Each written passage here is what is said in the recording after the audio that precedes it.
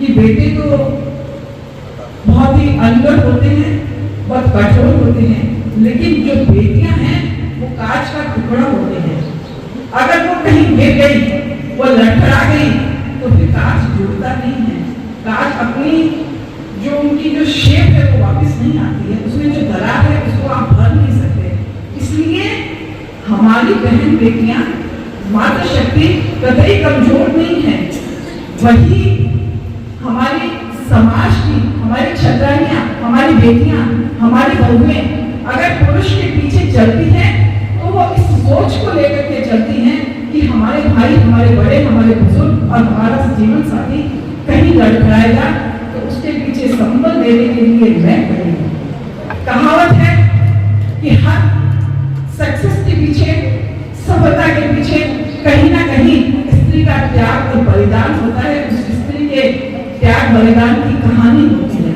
तो युवाओं ने जो एक मुहिम छेड़ी है, जो लक्ष्य लिया है, वो आपके इस महान कृतित्व को स्पष्ट रूप से वर्तमान 21वीं सदी की ओर चलते हुए और तेज गति से किस तरीके से हमारे चरित्र में, हमारे विचारों में, हमारे मन का भाव किस स्तर पर जा रहा है और कैसे तेजी से बदलाव आ रहा है, उसके बावजूद आप युवाओं ने अपने जो सनातन संस्कार थे, हमारी समाज के प्रति जो जिम्मेदारी थी, उसको निभाने की जो बीड़ा उठाया है, उसके लिए आपको पुनः पूरे मंच से बहुत बहुत हार्दिक आभार और धन्यवाद।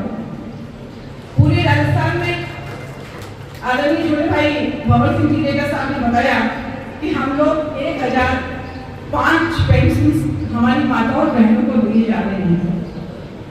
ये कहने को तो कोई बहुत बड़ी कोई अमानत नहीं है ये, लेकिन कहते ना बूंद बूंद से घड़ा भरता है। ये एक एक बूंद जिस किसी ने शुरू की है घड़ा भरने की, जिस किसी ने ये सोच रखी है, वो बहुत बड़ी ताकत है, बहुत बड़ी मुहिम है। और अभी यहाँ से बताया कि हम लोग राजस्थान, गुजरात और एमपी में, आपने बताया कि हम लोग उज्जैन में एक कुल गुरु के रूप में बच्चों को, हमारी जो पुरानी संस्कार थे, किस तरीके से बच्चों को शिक्षा दीक्षा दी जाती थी और उनको सर्वगुण संपन्न कैसे बनाया जाता था, उसके लिए ये गुरुकुल की स्थापना करने जा रही हैं। तो ये बहुत बड़ी चीज है। अभी जब बैठ करके हम चर्चाएं करते हैं, बहुत बड़ी बड़ी बातें की जाती हैं, लेकिन पूर्व वक्ताओं ने जिस तरीके से बताया, तो जिसको उसको आगे बढ़ाने के लिए एक सोच रखी कि हमने तय किया कोई भी व्यक्ति अगर दिन में 4 कप चाय पीता है तो वो 3 कप पीएगा। 1 कप की जो चाय की वैल्यू है, जो कीमत है, उसको आप इस सहयोग राशि में दे देंगे। ये बहुत बड़ी सोच है। मातृशक्ति जो हमारे सामने बैठी हुई है, कमजोर हो सकती है, रास्ते में कहीं कदम लड़खड़ा सकती हैं, लेकिन उनके संबल के रूप में, उनके सहारे के रूप में आपको और हमको, आप जो हमारी यहाँ पर सहारे के रूप में बैठे हुए हैं, आप इस प्रकृति रूपी गाड़ी के 2 पहिए हैं, स्त्री और पुरुष। हम दोनों एक दूसरे के बिना अधूरे हैं।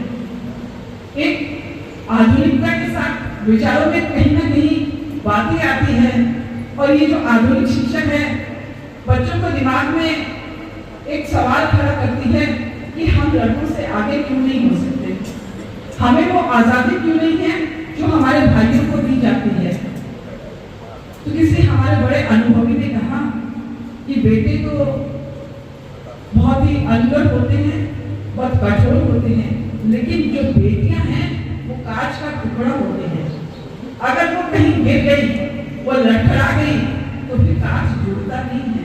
कांच अपनी जो उनकी जो शेप है वो वापस नहीं आती है, उसमें जो दरार है उसको आप भर नहीं सकते।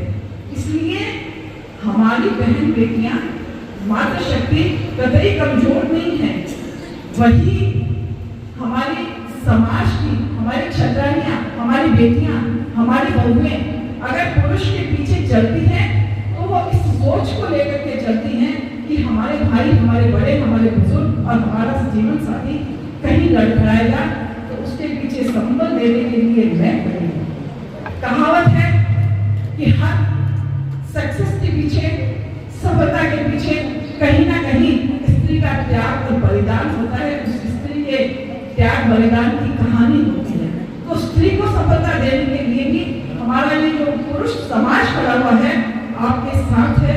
आपको, हमारी बहनों को, हमारे बेटियों को कहीं कमजोर समझने की जरूरत नहीं है। बदलते हुए समय के साथ हमें परिवर्तन लाना है। हमारी सोच में जो हमारे पूर्वजों ने रीति रिवाज बनाए थे, हमारे जो सामाजिक संस्कार सरोकार थे, एक दूसरे के दुख दर्द को समझने की जो पीड़ाएं हमने, हमारे पुरखों ने समझी है, उनके लिए काम किया है, वही काम आज हमारी ये युवा पीढ़ी कर रही है। ये आने वाले एक सफल भविष्य के लिए बहुत शुभ संकेत है। अभी हम लोग बैठे हुए चर्चा कर रहे थे, रेणु जी ने और इंदु जी ने बहुत सारे ऐसे किस्से बताए कि जब हम उन परिवारों के बीच में पहुंचे जो प्रकृति की नियति की क्रूरता के काल में जाने से वो बहन और बेटी निराशित हो गई है, कोई उसका आश्रयदाता नहीं है। और उस अंधेरे कुएं में जाकर के, उस अंधेरी डार्क कोठरी में जाकर के उस बहन को, उस बेटे को, उस बहू को संबल देना बहुत बड़ी बात है। और ये आपके, हमारा सबका दायित्व बनता है।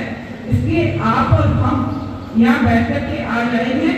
मैं सोचती हूँ, मुझे भी बहुत अच्छा लगा और मैं बहुत भाग्यशाली हूँ कि हम लोग आज कार्यक्रम का हिस्सा बन पाए हैं। और बड़ी शर्मिंदगी होती है कि वास्तव में हम लोग सिर्फ बात कर रहे हैं और कुछ कर नहीं पाए।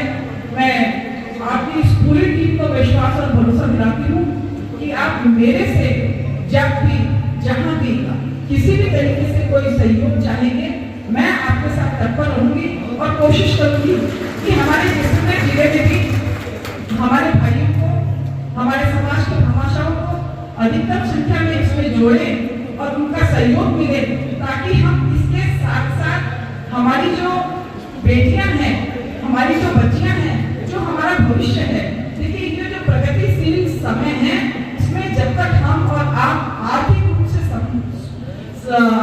से मजबूत नहीं होंगे, हमारी बेटियों की शिक्षा दीक्षा का पूर्ण व्यवस्था नहीं करेंगे, उन्हें अपने पांव पर खड़ा नहीं करेंगे। और वो कब होगा जब हर माँ शिक्षित होगी, वो दीक्षित होगी।